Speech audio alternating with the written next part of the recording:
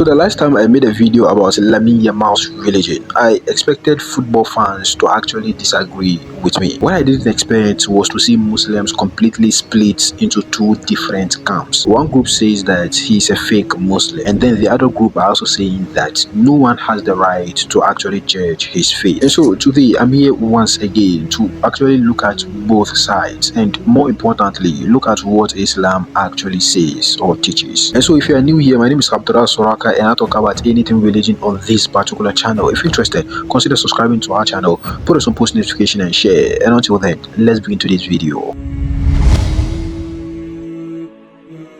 Now, before we even begin, let me make one thing actually clear. This video is not about defending Lamine Yamal, and it is not about attacking him either, because I don't know him personally, and you of course don't know him personally as well. In fact, none of us here actually knows what is between Lamine Yamal and Allah subhanahu wa ta'ala. And what this video is really about is how we Muslims react and how we quickly judge other people. Because after my previous videos about Lamine Yamal, I spent hours reading the comments and what people are saying. Some comments actually agreed with me, and some comments disagreed with what I said. But one particular comment kept appearing over and over and over again, and this comment says Lamine Yamal is a fake Muslim. And so after careful observation and also consultation with my scholars, I thought, hold on, this deserves a clarification video. Now think about what is being typed here. This isn't someone actually saying I don't like what Lamine Yamal did. This isn't someone actually saying Lamine Yamal made a mistake. The commenter is actually making a much bigger claim. They are saying the religion of Lamine Yamal is no longer valid, and that is a huge statement to actually make. But then I came across another comment where this person completely disagreed with what the first commenter said. They reminded everyone in the comment section that Lamine Yamal has publicly identified himself as a Muslim, and he even spoke about praying. And so now we have two Muslim brothers looking at the same person, Lamine Yamal, coming to two completely different conclusions about his religion, and they are all making a claim. So who is actually right? Well, let's have a discussion.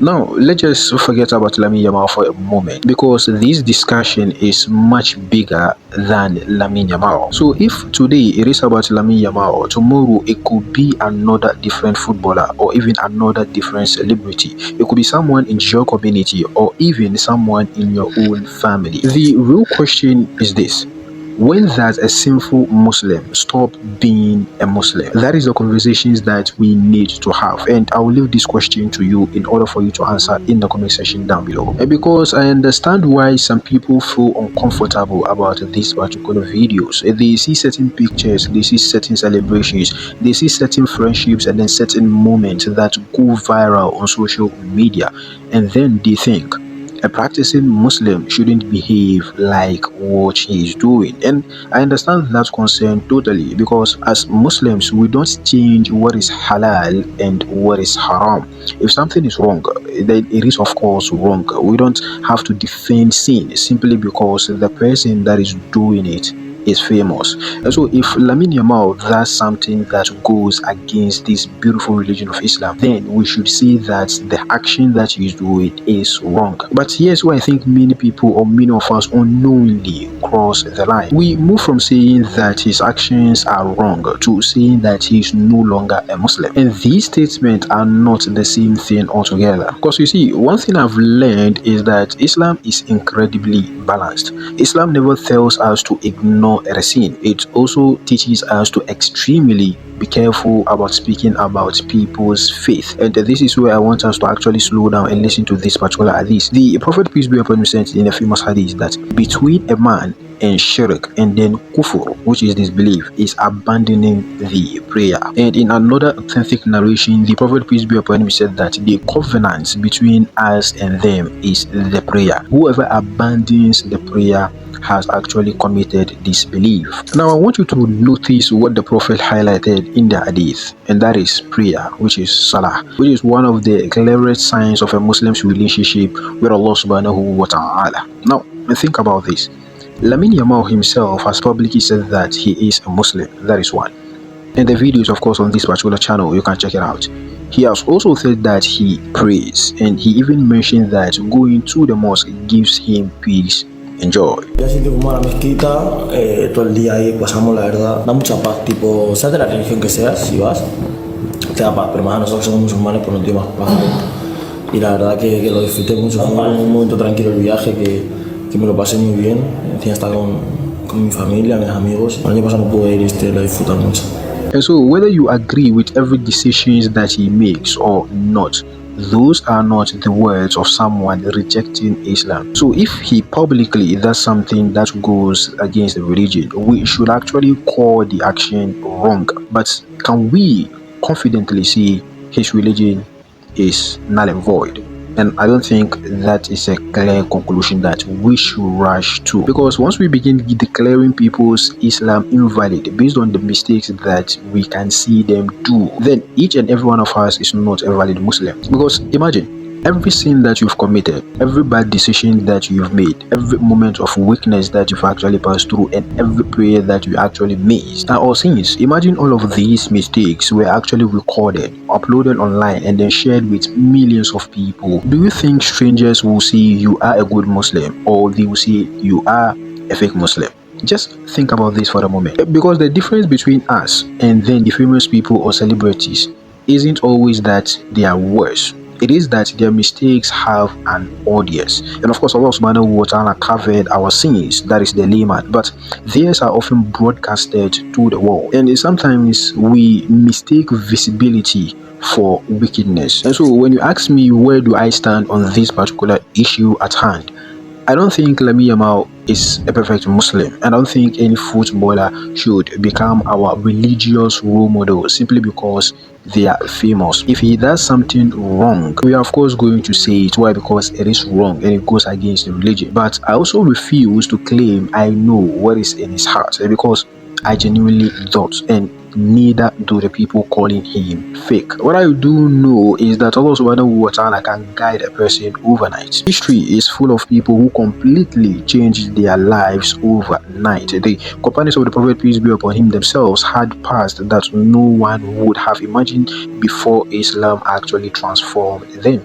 And so guidance belongs to Allah subhanahu wa ta'ala, not to me, and certainly not to you. And you know what worries me the most? Sometimes it feels like we've become quicker to cancel Muslims. I remember Mufti Meg actually said this once in an interview. The cancel culture, what is it? When someone does something wrong, or they were misunderstood even though they did not do something wrong, or they did something we don't like, people come about and want to obliterate these guys. But the best thing we can do for such people like Lamine Yamal isn't to actually abandon them or even insult them when they do something against the religion.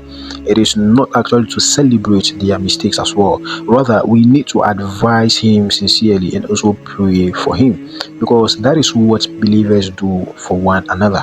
Allah subhanahu wa ta'ala says in the Quran that indeed Allah subhanahu wa ta'ala loves those who constantly repent, and he loves those who purify themselves. Inna Allah yuhibbu at-tawwabin wa yuhibbul mutatahhirin. Quran chapter 2 verse 220. And so just think about that.